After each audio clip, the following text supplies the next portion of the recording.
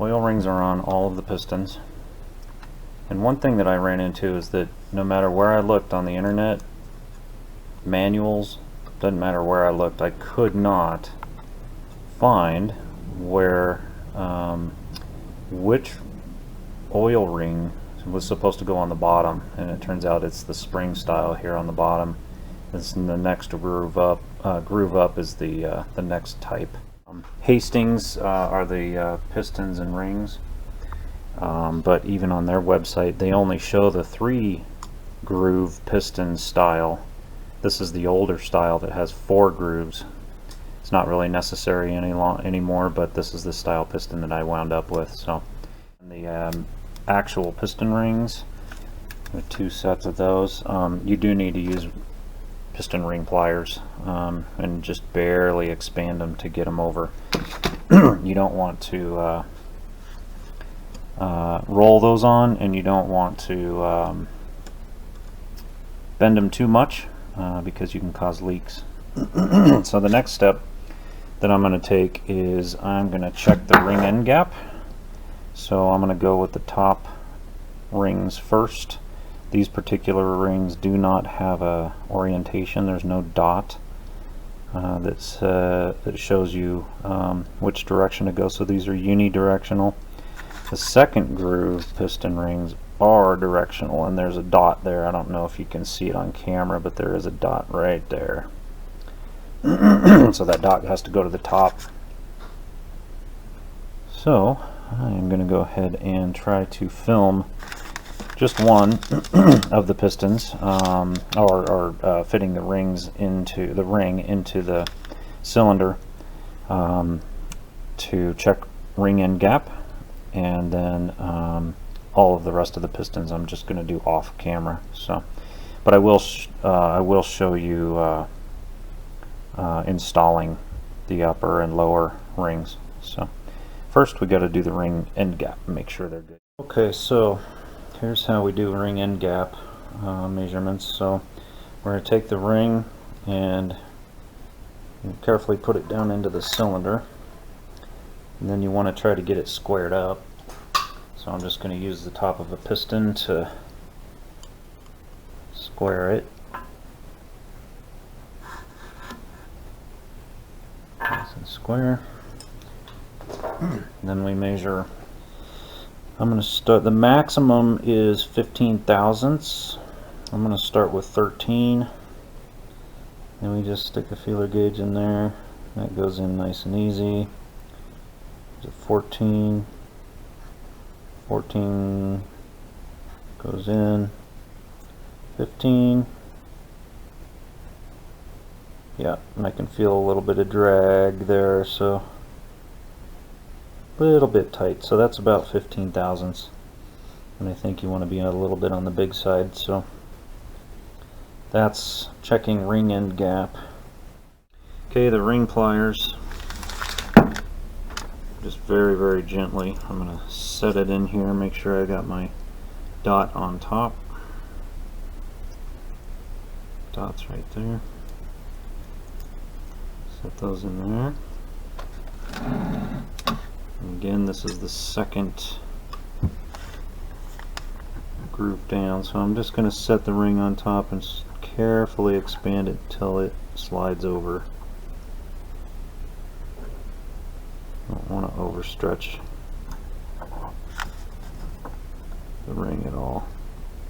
There we go. There's groove number 2. So I'll do the same thing. I'll go check ring end gap for the top ring in cylinder 2, get it installed, and that's it for those. I've already put 1, 2, and 3 in to make sure I had a good process down, so I'm going to show you on number 4. I've got the ring compressor here. We'll get to that in a second. Right now I gotta go through, actually I'm going to wipe it off. I've been wiping every one of them off just in case there's any accumulation of dirt or anything. And then I'm double checking to make sure the rings are nice and loose.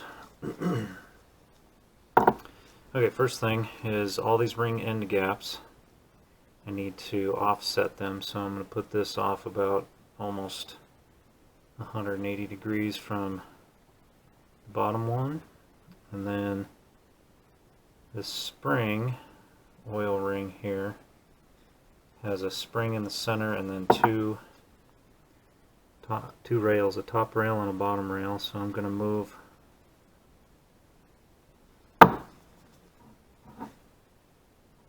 the gap on the bottom rail away from the gap on the top rail. You probably can't see this very well in the video, but they are away from one another now. Almost 180 degrees. And then the gap on the spring is over here. So we're good there. Double check the top ones again here. And then the bottom oil ring I'm going to just set off from everything else. So now they're all set apart. I want to take the end cap off. It's got a washer, a lock washer and a nut.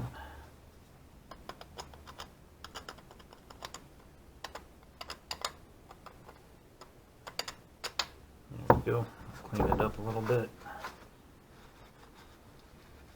Okay, then I'll clean up the rod end surface there, and then we've got the rod bearings. And there's a hole in the bearing, hole in the rod. Line those up. There's also a notch here that have to line up.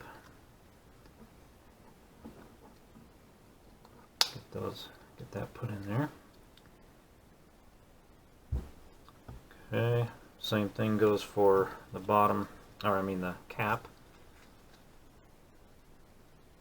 Line those up.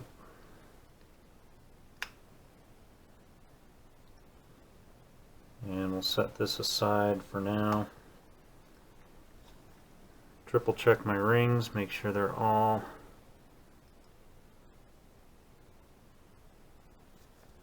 separate. Okay, and then got our little ring compressor.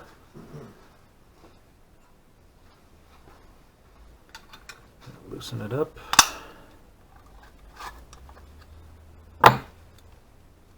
Okay, and then I'm going to put that inside. Oh, got to go a little bit loose, a little bit looser.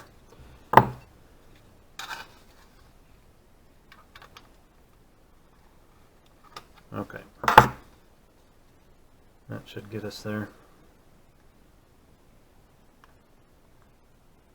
without moving the rings around too much. Get that in there like that. Just lay it down here. And we tighten this up so it compresses the rings.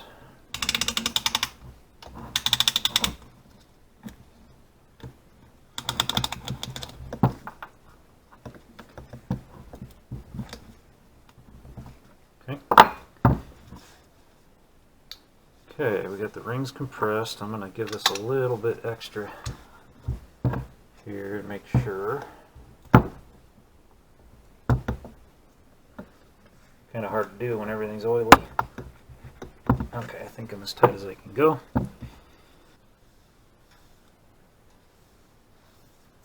Okay, nice and clean. Now just a little bit of WD-40 for lubrication.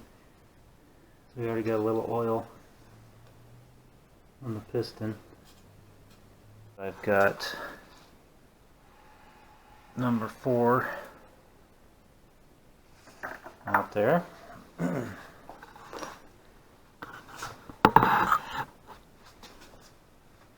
Next step is we're going to put some assembly lube on the bearing.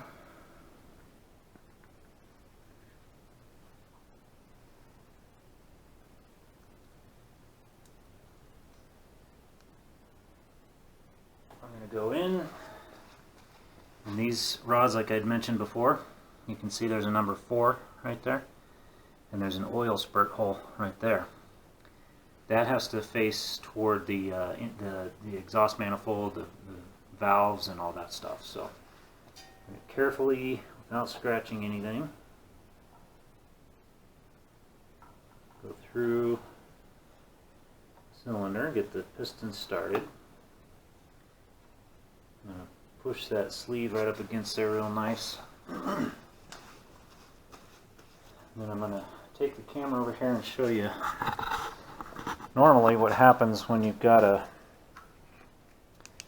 piston that you're putting in. You can see the rod. So I don't want those bolts or the end of the rod or anything to scratch the bearing here on the crank. So you use a tool. It's a guide tool, and instead of buying one myself, I got a 3D printer recently, which is really cool. So I actually printed out some little rods, so I can take this, and I don't know if you can see in there, but I don't have 3 hands, so stick that over the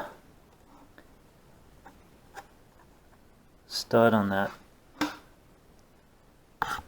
rod, and then on the top, a little bit crooked, so I'll try to get it where I can get that on there. That allows the tool to kind of guide the rod end over the crank bearing without risking gouging it or anything. So I'll hold the 2 ends of that with one hand and pound the piston in with the other using the blunt end of this hammer. Nice and easy until that sleeve falls off on the hammer. Okay, so you can see here I'm going to guide this through, keeping the tool on there.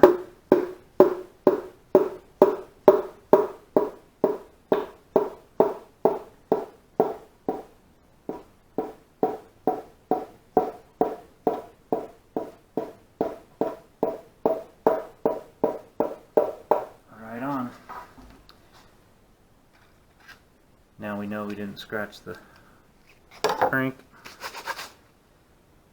And then I'll go ahead and get assembly lube on the rod end cap.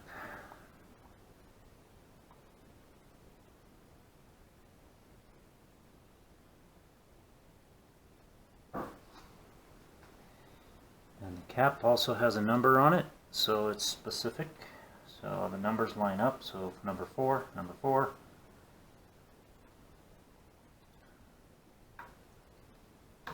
Sucker to start. There we go.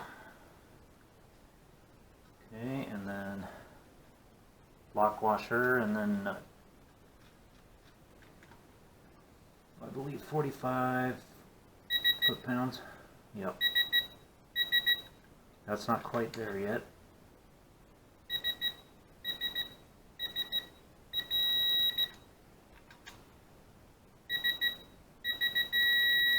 Okay. Those are torqued. Now our piston's in, and I will turn the crank, make sure everything's nice and smooth.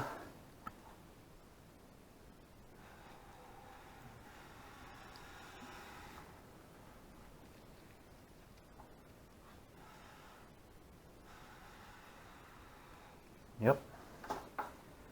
Nice and smooth and quiet, no hanging. I'll let you watch the pistons here. I need a ratchet for this so that I don't have to keep going around, but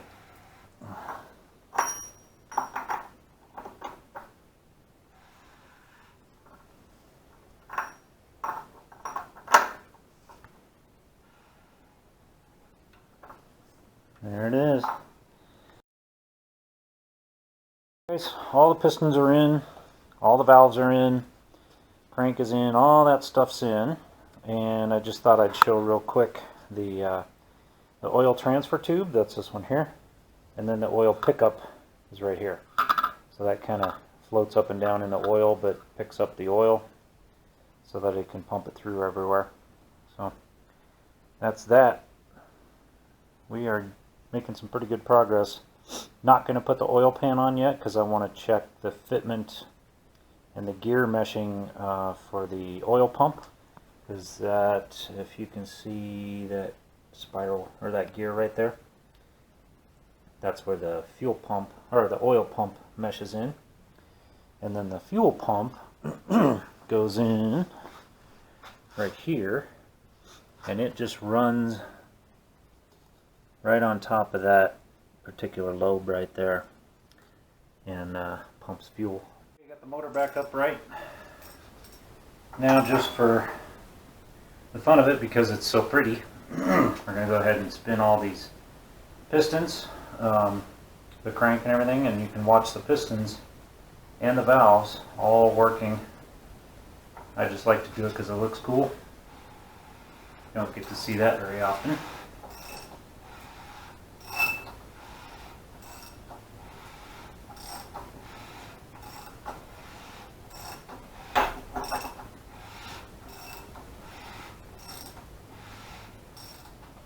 Looks pretty cool. Nice and smooth. All the valves are working properly.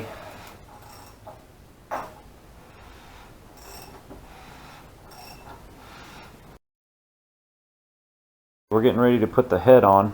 So first thing I'm going to do is I'm going to get a little bit of cleaner on a lint-free rag here. Just make absolute sure that the head is nice and clean.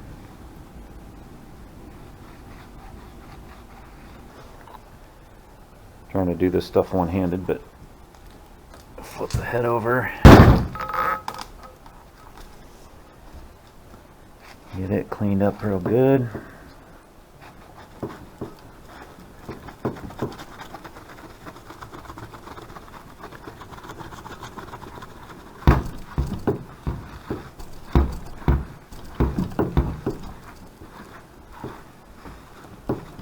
And the head was milled down as far as they could go safely, and the block was obviously milled down a little bit as well because we had to get it flattened out. And so I should get maybe a little bit higher compression out of the motor and a little bit more horsepower, hopefully. These were very low horsepower. They're like 80 something horsepower, I believe. So all in all, if I'm lucky, I might get 90 to 100 horsepower out of it. I think I'm going to clean these head stud or bolt holes up just a little bit because it looks like there's some gunk in some of them. I think I'll clean those up and then I'll just wipe the head down one more time after that. And then the next step will be, we'll come over here. We got the new copper head gasket. So I'm going to pull the gasket out, and the manual says to put a light coat of high temp grease on both sides of this. So I'll do one side, I'll put it on the head or on the block, coat the other side, and then I'll carefully set the head on there and get the bolts lined up, make sure everything's perfectly lined, and then we'll start torquing down. Okay, I took one of the old head bolts and I ran it through all 21 holes just to chase those threads and make sure they're nice and clean with a teeny tiny bit of WD-40. So all the bolt holes are now nice and clean, and I can thread all the way in just with my fingers. So and then I cleaned everything up again. I cleaned up the head. There was a bunch of gunk in some of those holes that I didn't want to fall down in here, and blew it out. There was a whole bunch of rust, dust, and chunks and stuff in there that I got out too, so that should be relatively clean. So now I went and cleaned up 4 of the old bolts, and then rounded off their heads nice and smooth. And what I'm going to do is I'm going to run these bolts into the 4 corners. Just a couple threads, and that's it. And the reason I'm doing that is so that I can, when I put the gasket on, that way it'll just center the gasket for me. It'll locate the gasket real nicely, and it'll also locate the head for me, so when I put the head on, everything goes down exactly where it's supposed to be. And then I will start putting the new bolts in, and then I can pull these studs out and I'll know that everything is in place. So first step, we got to yank that filter, I'm sorry, the gasket. Let me get you positioned here. Pull the gasket out.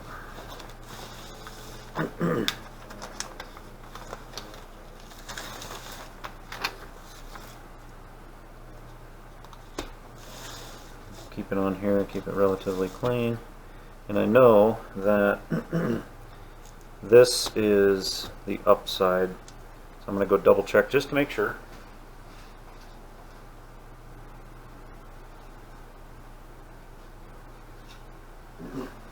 Yep. Okay, so what I'm going to do is flip it, and like I said, the manual calls for some high temp, a real light thin layer of high temp grease. I'm assuming that just kind of helps the gaskets make sure it slides into its final home. So I'm not going to put very much on here, just a tiny bit. Okay, so now we're ready. Now we're ready to go over to the block.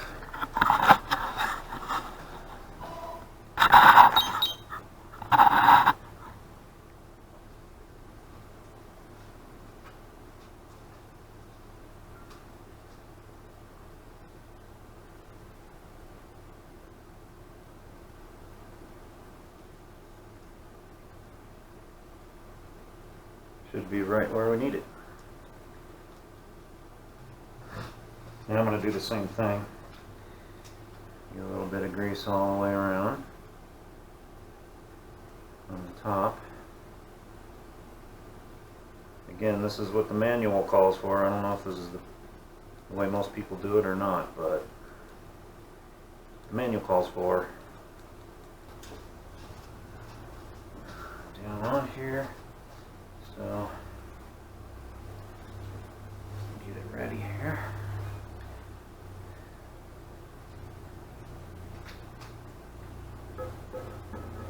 Like I said, these studs should help me locate this thing right where I need it, if I can get them lined up properly. Okay, there we go.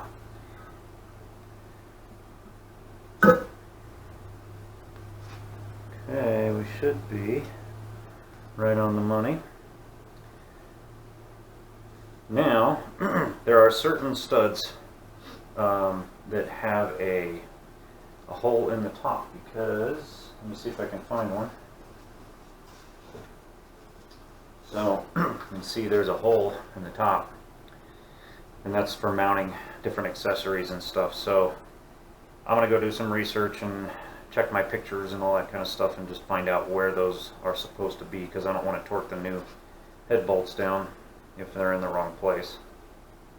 So I'm going to go do some research on that, and then I'll be back. Okay, got it all ready to go. Now I'm going to use my impact driver just to get the bolts down. I'm not going to tighten at all with the impact driver. And I'm going to still do it in the proper sequence. So this should be number 1.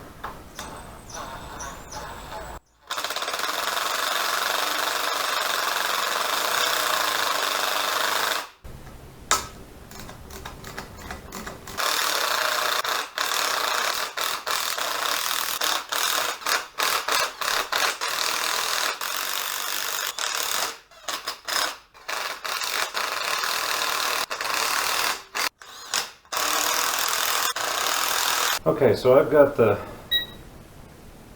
torque set to 68, so that's supposed to be between 65 and 70 foot-pounds. Torque sequence starts here.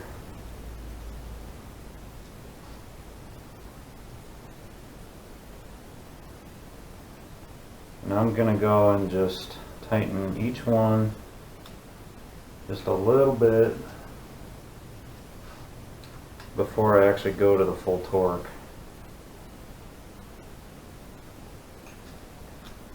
Now I'll go to full torque.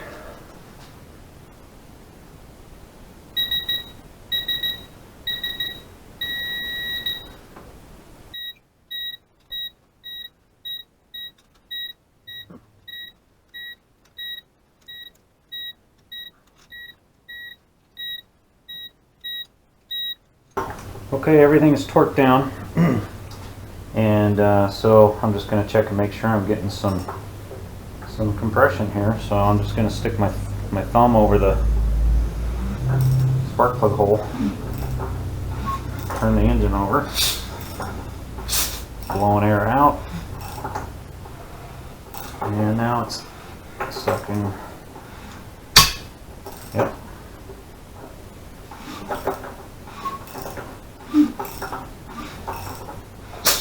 Blowing air out.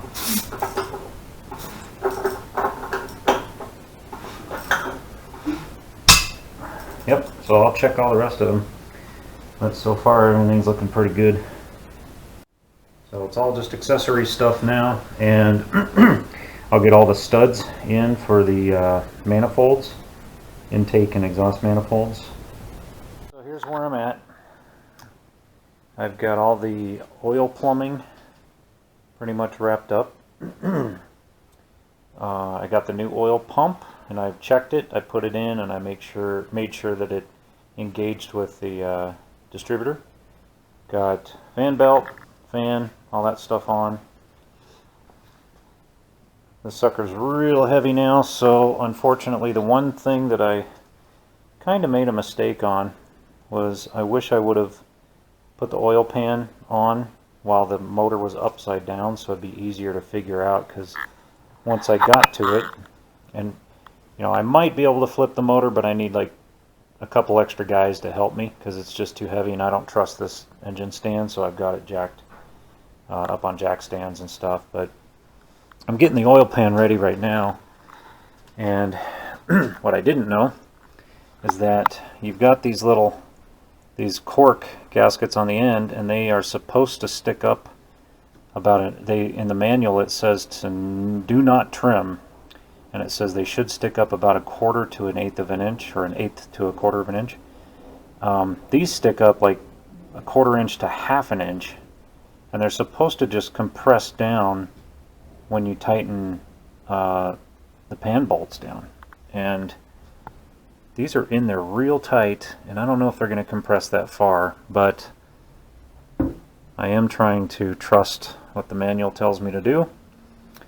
So we're going to give it a shot, and I hope nothing gets jacked up. But I did put some sealant on the pan side of these gaskets here, but I'm going to put a little bit of grease on the engine side so that it's not almost impossible to pull off later. So we will see. I'm going to get up under here and try to get it started, and then I'll start slowly cranking the bolts down and see if those gaskets compress like they're supposed to. I'm just a little worried they're going to snap off or something, because they're just way tall, and I don't know, I've read a lot online where people say do not trim them, and even in the manual, and I can even show you right here in the manual, it says 1/8 to 1/4 inch. These ends must not be cut off. And on the picture here, it even shows them sticking up with the gasket laying on top. So that's what I'm going to do. We're going to see what happens. So I'll come back and let you know. So I got the exhaust and intake manifolds all put together. I took them to the machine shop, and I don't know if you can see, very closely there, but had them all machined so it's completely flat all the way across, so that when I torque them down on the motor, they don't accidentally crack somewhere. So we're nice and flat, so I shouldn't have to worry about any cracks.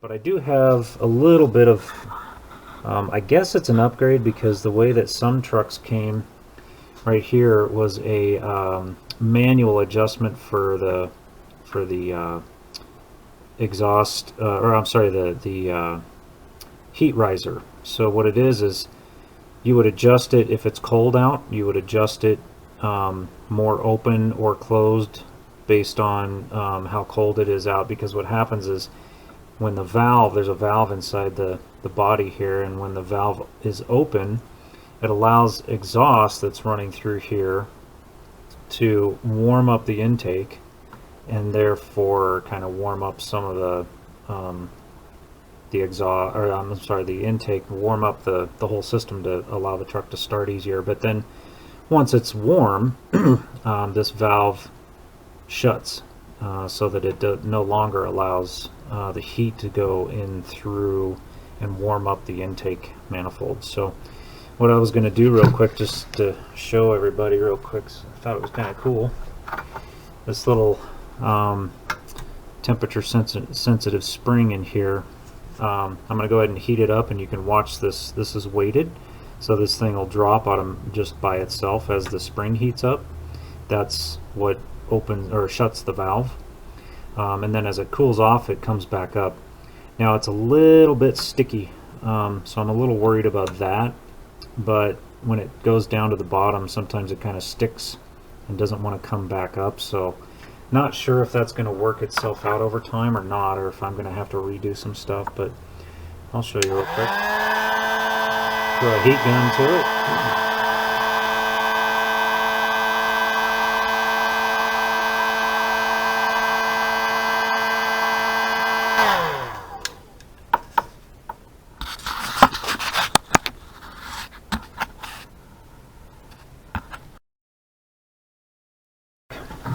You gotta love the cheap ass home builders that put 15 amp breakers in the garage, where you're gonna run more than one appliance at the same time.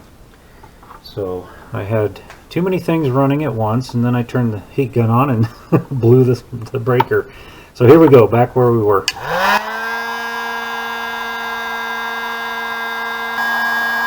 There it goes.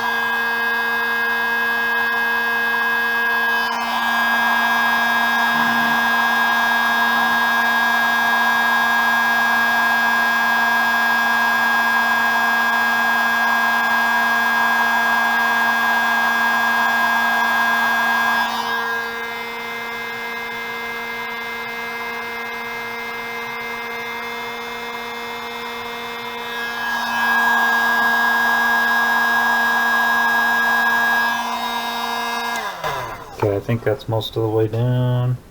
Had a little ways to go. But, yep, see, it'll drop down like that. And now if I take the air and I cool the spring back off, you can see as the engine cools down and everything, that spring will bring it back up, hopefully. There it goes, came right back up, nice. So it worked really good that time. Hopefully it works that good every time. That's where we're at with the intake and exhaust manifolds. So now my next step is I'm going to go get all of the intake and exhaust manifold studs put into the block, and then I'll mount the assembly. Alright, so I took on every single one of these stud holes, I went in and took a tap and went ahead and chased all the threads so that the studs would go in nice and clean and easy. And you can see I can just take them in and out by hand. So now what I'm doing is permanently installing them, and they need to be sealed. Oops.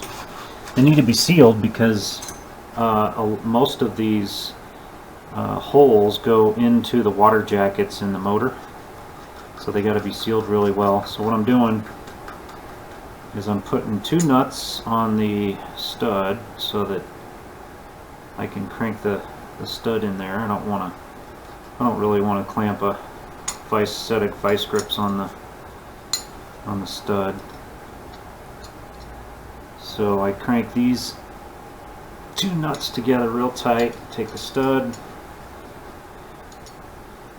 and I'm applying some high temp sealant, thread sealant, just a little bit to make sure it fully seals. And then I run the stud in.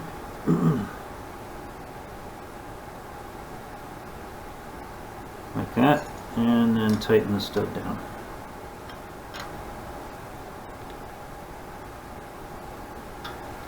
Then I take these nuts off.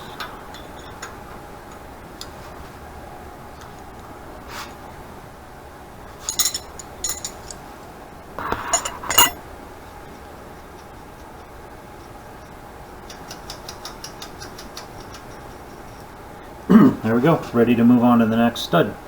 So as soon as I get those all done, we will install gaskets and the manifold. So we're going to throw the gaskets on. Okay. And then all of these, just like that.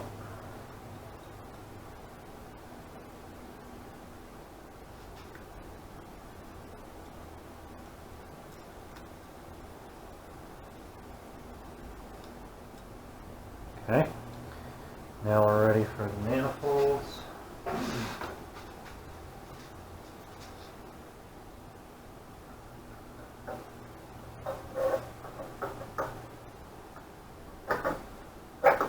And the way these nuts and bolts work here, there's a few of them. These two, I think it might, yeah, I think it's just these two here. I've got to put the nuts and the washers, lock washers on, and these spacers here. So these washers actually span the gap between the 2 manifolds there and keep them aligned properly. Here's the other one. And then get the lock washer on.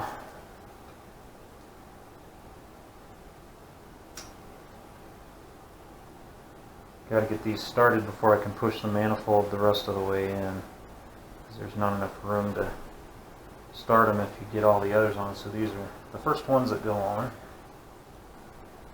Okay, and then on these outer ones, so it's these 2 and these 2 over on this side, it takes this little brass washer and then these acorn style nuts, and they kind of countersink a little bit into the brass spacer. So that's how those will go. I'll get all the rest of these put on, and then I'll torque them down, and we will be done with the intake and exhaust manifold.